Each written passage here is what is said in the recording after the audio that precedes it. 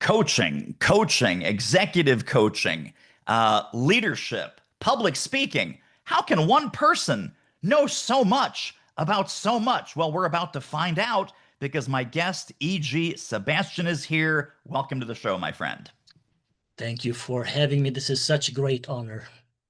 So, E.G., for the few people that don't know your backstory, could you just share a little bit about your professional journey that brought you to the work that you're doing today, and what were some interesting pit stops along the way?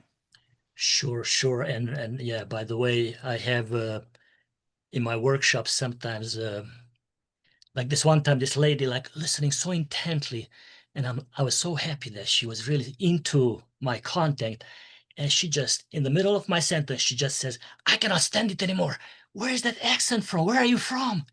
She couldn't hear a word I was saying because she was listening to the accent. So let's get that out of the way. Yeah, so I was born in Romania. I was Hungarian minority, and I was blessed with two entrepreneurial parents and my whole family. Everybody, my uncles, my aunts, all owned businesses. I started selling trinkets in school from age 9. Fast forward to 24, 49% owner of a Chinese Hungarian joint venture. We started with export import handling. I speak 6 languages, so I helped also foreign investors set up their companies and all that. So that was a big passion. Really enjoyed that. And then after a while, we opened a wholesale place and a couple of stores. And by 1995, I burned out. And I moved to the United States, where my parents lived here since the 80s. And I worked corporate for a few years. And then I discovered coaching in 2003. The day Thomas Leonard died, I read about him and I find myself sobbing and promising that, Thomas, I will replace you. I will carry on your message. Looked for a great coaching school, signed up with IPAC coaching, and I thought I will do it for the rest of my life. I thought it was the most amazing profession. You get Yeah. paid to help people. I've been doing that for years for free. I love helping people, mentoring others, and of course, coaching mentoring is different. I do, and many of us do a combination. And so, yeah, ICF coaches criticize me for not leading completely through the client has all the answers. So I don't 100% believe that. But I invested I almost said shitload, but I don't want to say bad words. So I invested a ton of money in marketing training. And what I heard over and over again was that public speaking is the number way to get clients. Yes. Except I had a phobia of public speaking. But Oh, then this young lady said, I was going through her course. She said, "Will you do what's comfortable, or are you willing to do whatever it takes?" And I'm like, heck, I'm willing to do whatever it takes. So I hired a coach, joined Toastmasters, took college course. When I do something, I go full on, yeah. and changed my life, transformed my life. I used to think I was a confident person, but through my public speaking training, my confidence grew by thousands of percents and Yeah. took me down on a journey that unforeseen. I mean, I had big goals. I thought public speaking took me to another level. Worked with Fortune 500, Fortune 100 CEOs, board members, management teams. I mean, amazing, amazing. So yeah, I absolutely love what I do. Um, I often heard that your hour-long or 20-minute keynote, even a full-day workshop cannot make a real difference in people's lives. But I truly believe that through my topic, I'm actually changing lives. These concepts go home and families have better relationships. Parents parent their children better because of the topics I share. Wow, really, really amazing. I want to go back to the sort of the Thomas Leonard, coach of coaches, coach advocate, the figurehead of, the coaching Coach world movement. used to be, yeah. Yeah. Uh, Tell us a little bit about how that side of the business developed. Tell us about the group that you have, which is super impressive. How did all of that evolve?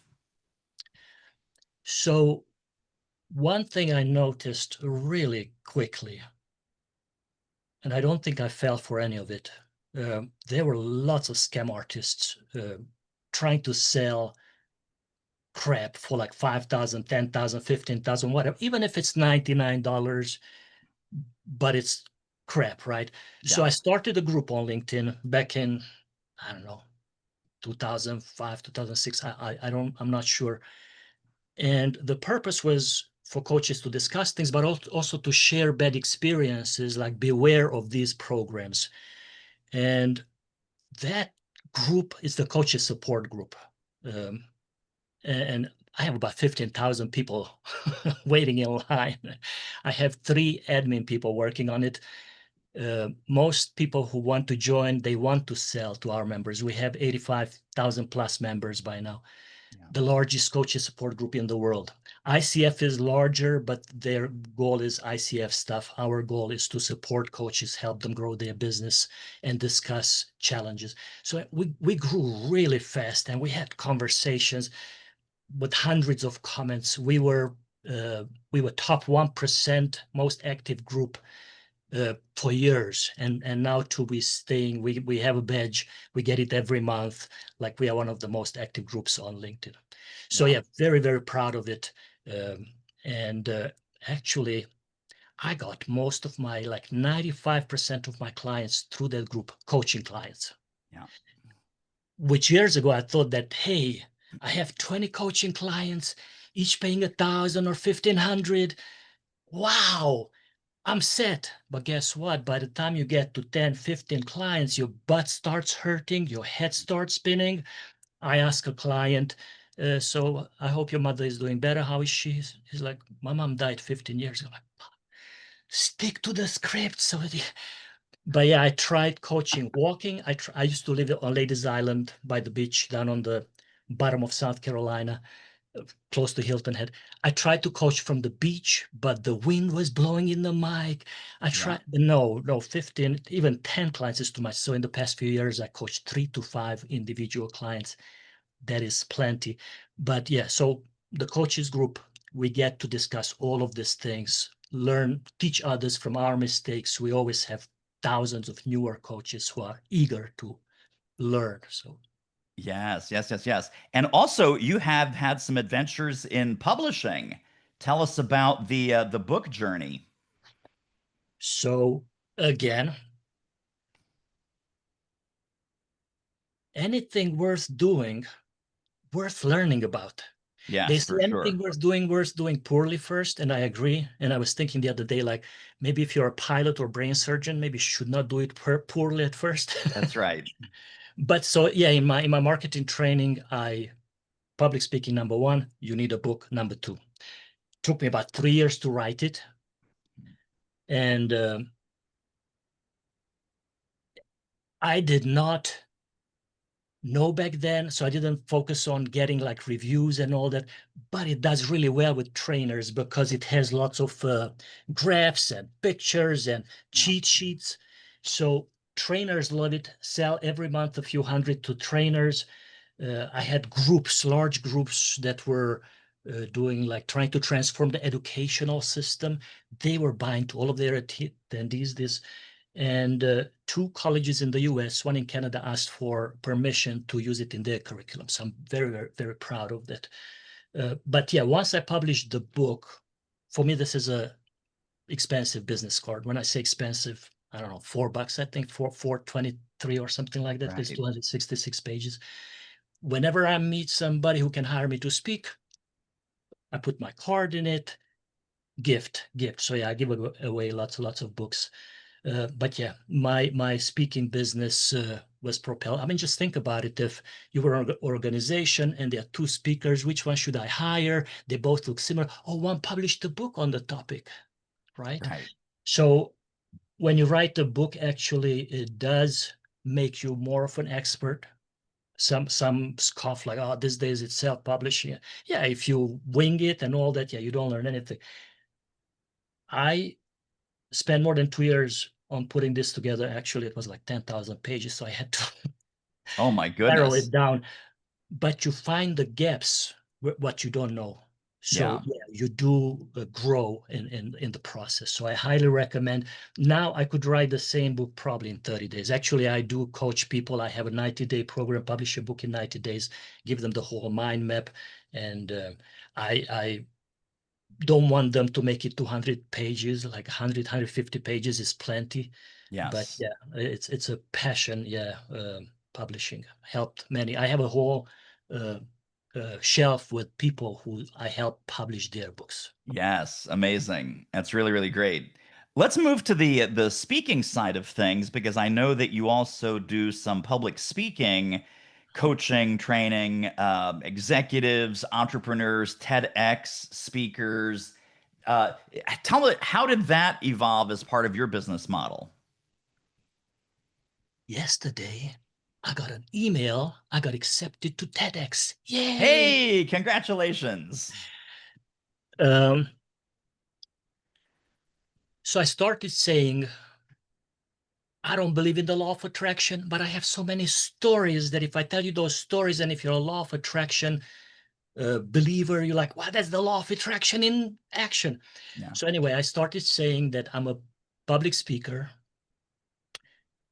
I don't know, did I say seminar leader or public speaker? I don't remember. I never said never said motivational speaker. So anyway, I started saying that coach and public speaker.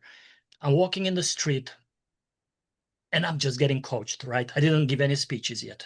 I'm still terrified uh, to give a speech. But we're walking in the street with a friend, and these two ladies come towards us on a sunny summer day in Beaufort, South Carolina. And she introduces me as a coach and motivational speaker. They're like, wow, that's so cool. We have a fundraiser coming up for Healthy Families of America. Would you honor us to be our keynote speaker? Just there in the street.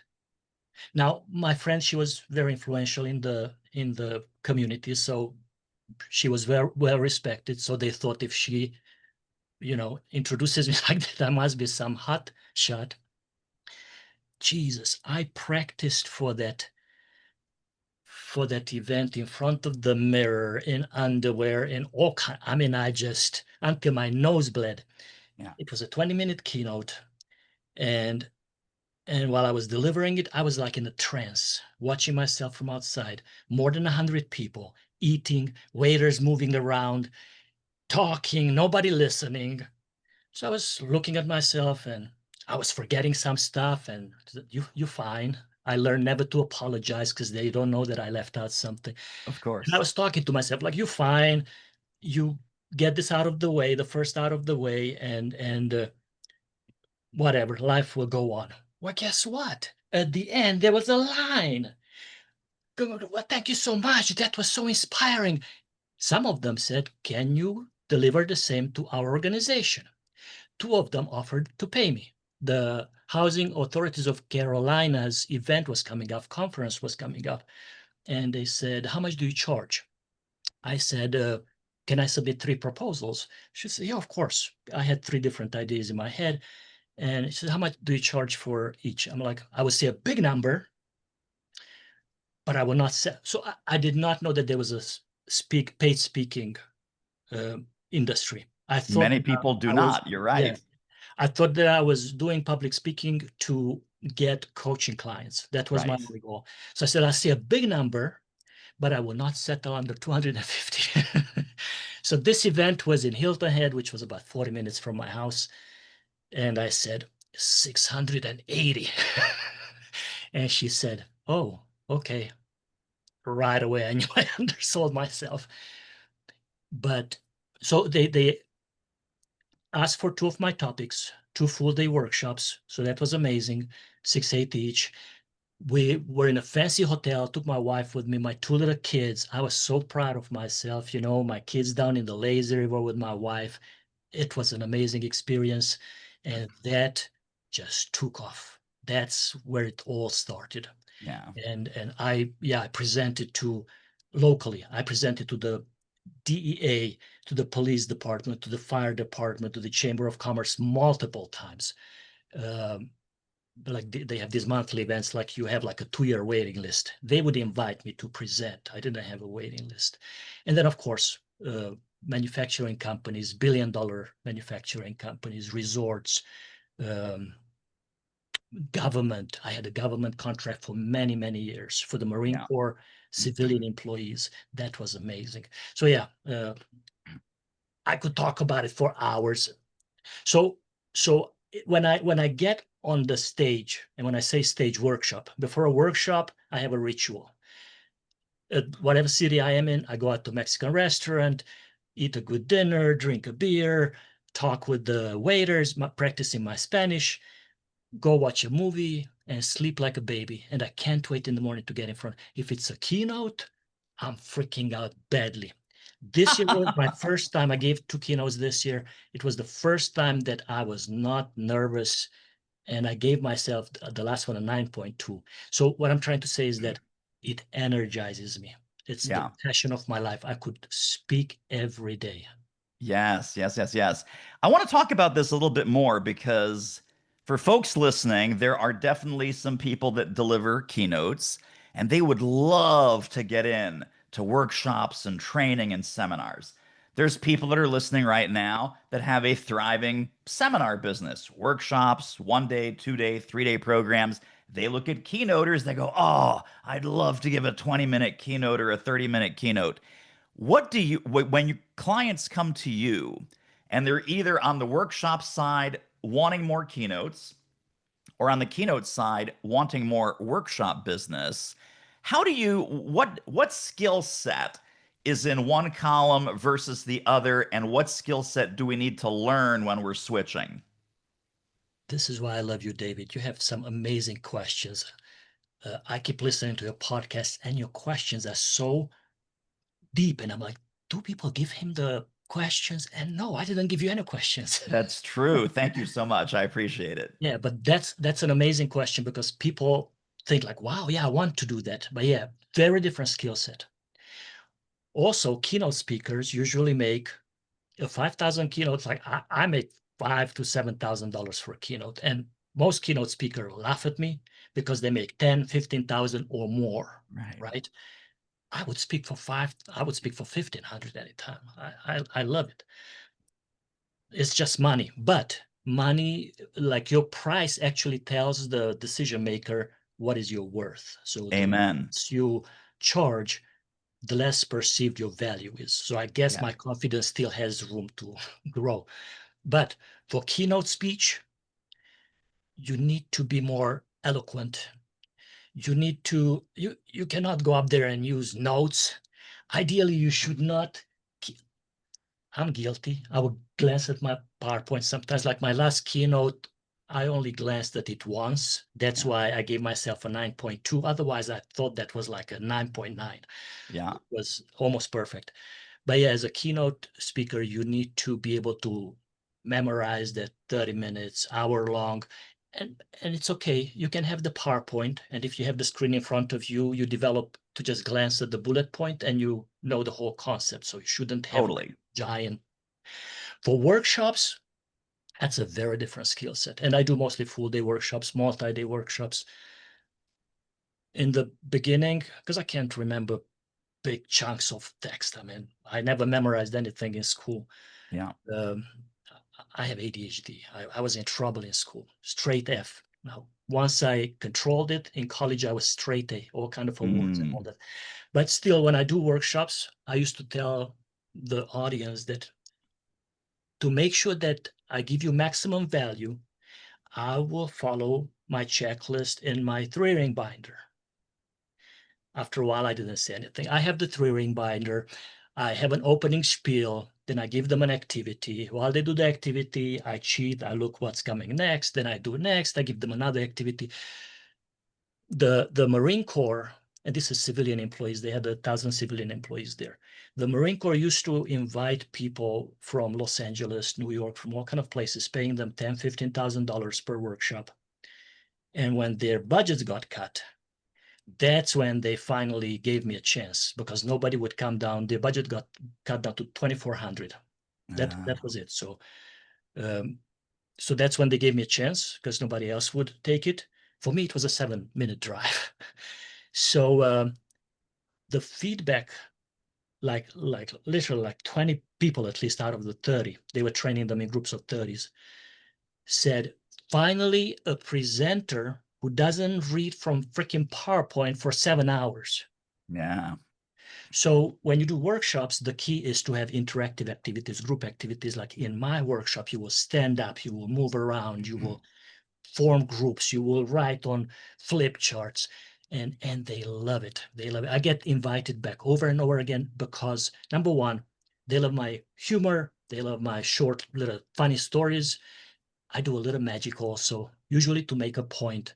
Yeah. I teach the audience a little magic also.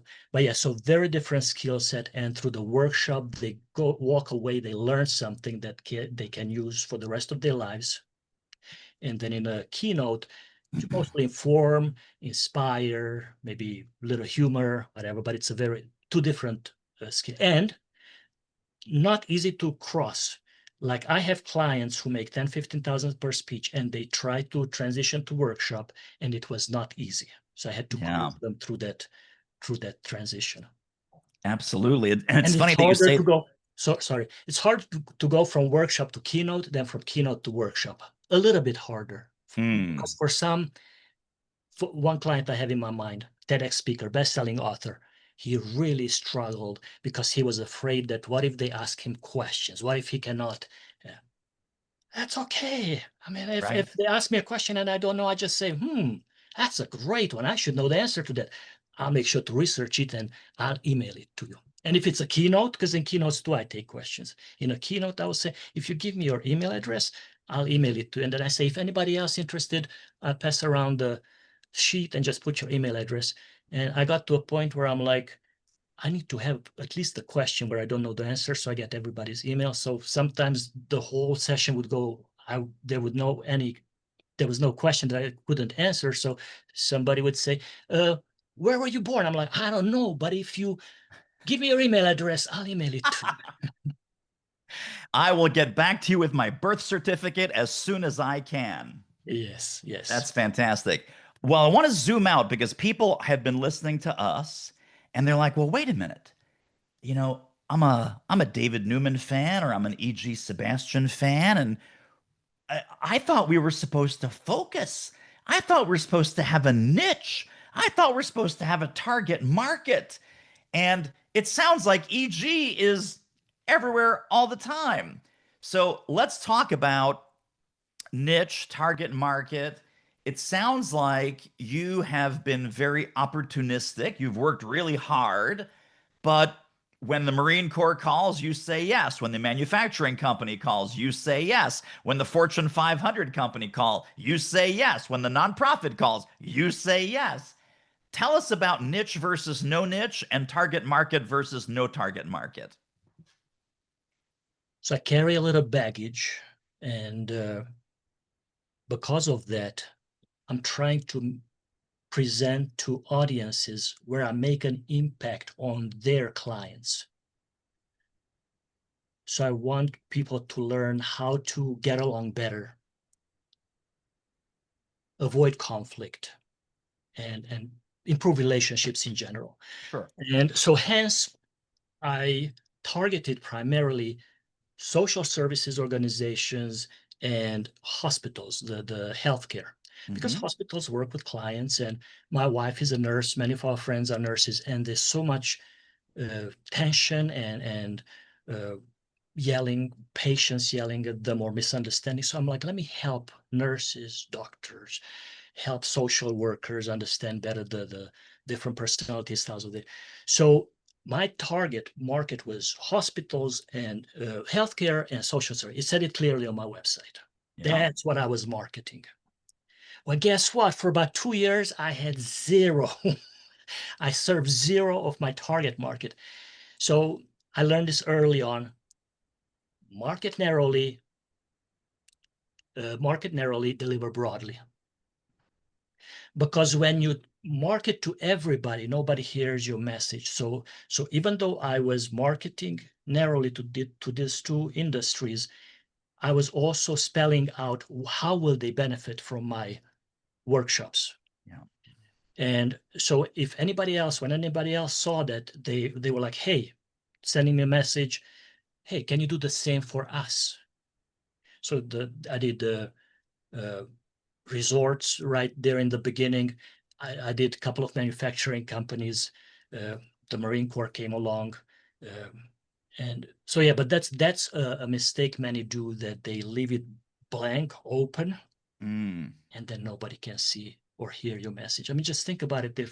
If your website says that I work with executives who are heading towards burnout, help them regain balance and be more energized than ever, something like that, right?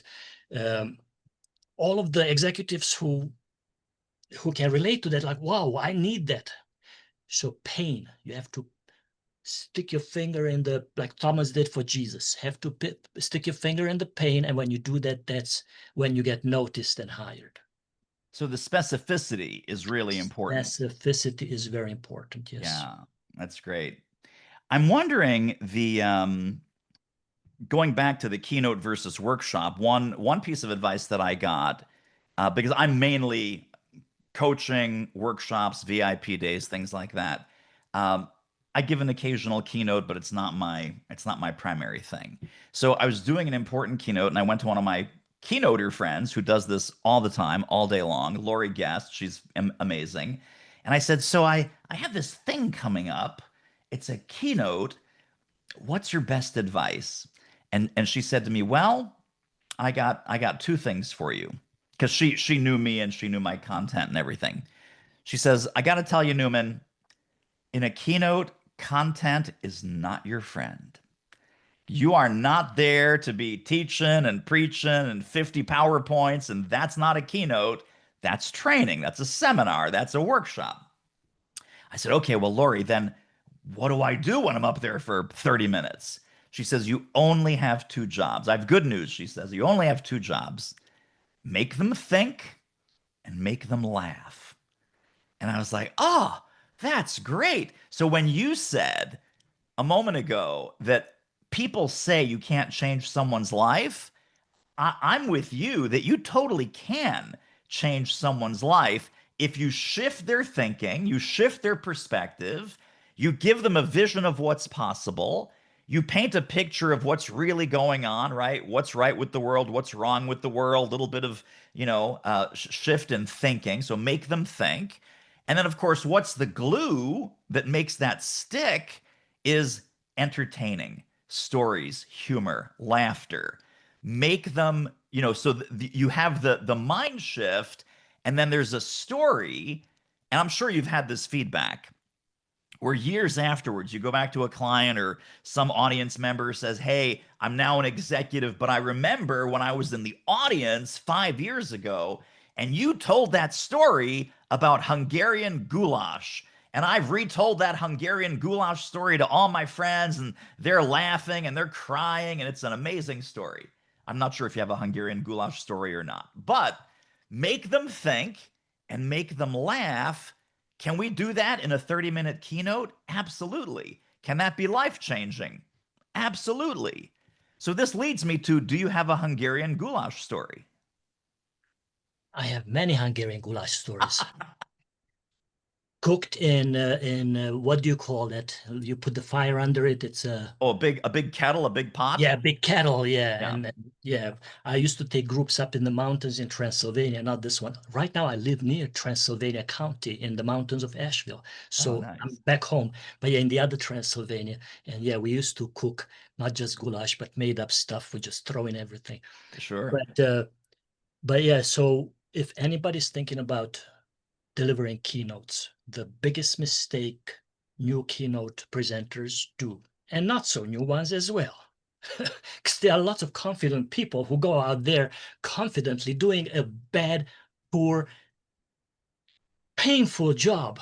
Agreed. I sat through a few, doctor this and that, and emerit and all that. And he was reading from this PowerPoint with big blocks of text for like a whole hour. It was painful. Yeah. So yeah, as a keynote speaker, they try to put too much in that 20 minutes or hour. No, you put 3 points, you do 3 stories, and if it's an hour, maybe you can do 5. I don't know, that's too much. Three Right. 3 points, 3 stories that highlight that point. Yeah. And they might forget the points, but they will remember the stories. And when they Yes. remember the stories, they'll remember the points. But keep it simple Totally. and leave them wanting more. Yeah.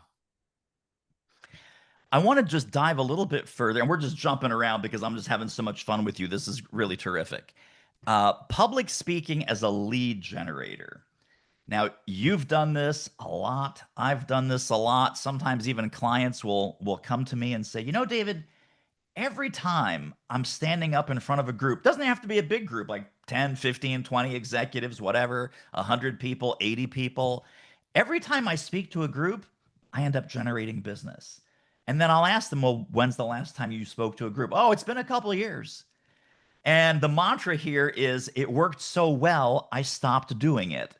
So tell us a little bit about what is your recipe for this sort of speaking as a lead generator without it seeming like a bait and switch, without it seeming like you're withholding information or being stingy with the information when you're in front of the group. What are some ways that we can share what we do beyond the stage while we're on the stage? So many new speakers make the mistake to speak for free a lot to Hmm. Rotary, to Toastmaster groups, to all kind of places, which is great for practice purposes. Identify where your ideal clients hangs out and volunteer to speak there if it's a free speech. I spoke at HR associations and management associations in the beginning. I volunteered. And back then, for $150, you could also give a goodie bag out. Without the Hmm. 150, you could go for free. But just imagine you go in there and for 90 minutes or an hour, you give this presentation, you give your best content. I mean, for me, HR is my bread and butter because Hmm. I help them and their teams. Like I usually work with management teams. I help them manage more effectively, improve engagement, improve retention, improve employee satisfaction. And I give them my best stuff. And then they also get a goodie bag. They get some gifts. Everybody gets a copy of my book. And I always walk away with 4, 5 speaking engagements. And some of them, 5, 10 years later, they will reach out to me. They Right. say, "Do you still do those workshops?" So yeah, be be intentional of where you speak and deliver your best content. Deliver part of it. So for them to get the full picture, they need to bring you in, but deliver actionable value in advance. Give value in Yes. advance. Actionable content that they can implement immediately. Yes. Yes. Yes. Yes. Beyond speaking, and speaking, I just want to say this again, completely agree. It is the best one to many lead generator. It is the best one to many sales platform. It's like you're giving a free test drive. And once you test drive the car, you're much more likely to buy the car and take that car home. Beyond speaking, I'm curious what other lead generation or new business development to get you in front of new eyeballs and new buyers. What else do you recommend that works well today? Well, get a pillow, lean back, and relax. Because now I have 2 hours worth of content for you. Here we go, people. Strap in. Put your seatbelt on. By the way, public speaking uh, is your instant credibility boosters. There's no video is the second one.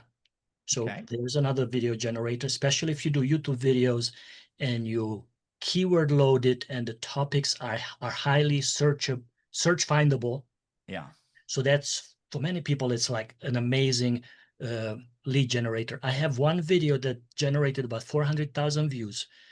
That one is responsible for lots of book sales, lots of coaching clients and all that. And I have many other videos that just have 10, 15,000 views and some that have 5 views. Right. But that's what you do. So yeah, do videos. That's your number 2 credibility booster. And then lead gen, and we just talked about this before the interview, that when I talk to my clients or prospective clients or anybody, and I see their website and I ask them if they're open to feedback, I give them a hard time for not having an opt-in offer. Mm. And they say, well, I have a book an appointment. The trust level is 0 when they come to your website. Right. So they're searching for, let's say, a wellness professional. They come to your website, you're a wellness professional, really great. They look at another website. At the other website, it says, sign up for my 7-part course, e-course, on how to boost your energy and vitality in 7 days. Whoa, I'm signing up. Yeah. Even now, I would sign up, maybe not anymore. But anyway, I signed up for those for years. Sure. So yeah, your website without an opt-in offer is just a beautiful brochure. Well, sometimes not even so beautiful.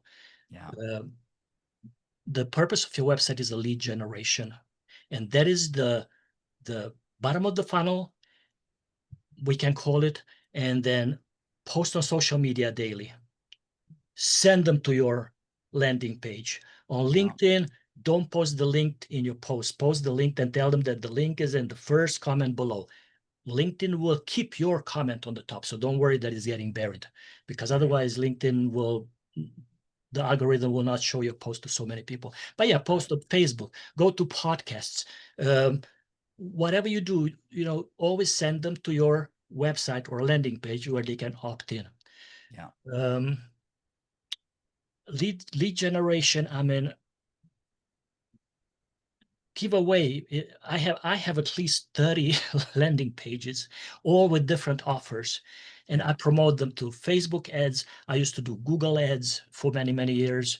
Um, Paid advertising still beats anything else. I have not done it in years because I don't need to, but in the Yeah. first years, it was tremendous. I'm a Yeah. wily uh, I'm a wily distributor. Back then it was Inkscape. Yeah. I have my Google ads going on. I sold hundreds of thousands of Epic credits, disc assessments to hospitals, corporates. They're very expensive. And if you invest 500, 1,000 a month, but Mm. you get back, 5,000, Yeah. even if you get back 990, 900, 800 from the 1,000 spent, you just tweak it and then you make it better. But just message me, eg@egsebastian.com, eg@egsebastian.com. I can send you like at least 50 lead generation methods that send traffic to your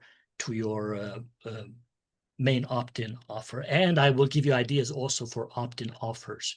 Because then I Nice. have like a whole cheat sheet on what are the most effective ones, like e-courses, video courses. If you have a PDF, because some people give away PDFs, I'm like, people save it, they will never look at it again. But if you turn it into an e-course, that it goes out and you say, did you look at part 1? Very crucial point there. And then a couple of days ago, congratulations again for downloading my Baba. On part 2, we talk about XYZ, which Yeah. will tremendously make an impact on your Baba. So, anything can be made into a great opt-in offer, lead generator. Amazing. Really, really great. Well, like you said, we could talk for hours. Unfortunately, for this conversation, we're going to land the plane. Please, please, please tell people where can they go to get connected and stay connected to more E.G. Sebastian brilliance. What links should go in the show notes? LinkedIn is the best place. Occasionally I miss emails, usually not, but when I travel, Sure. somehow, yeah, I miss. But on LinkedIn, I never miss messages. So find me on LinkedIn. It's just linkedin.com/in/EG Sebastian. Uh, egsebastian.com is my original website. I now do mostly business through my communication skills magic website. Yeah. And there you can also download a couple of chapters from my book.